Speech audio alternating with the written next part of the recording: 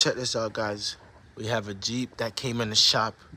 On startup, you could hear the alternator clunking and making noise, and that thing was super loud. So we diagnosed it, and we have a new part here from Rock Auto, unfortunately. And if you guys could look at this, this is the faulty one. I'm pretty sure you guys can hear it.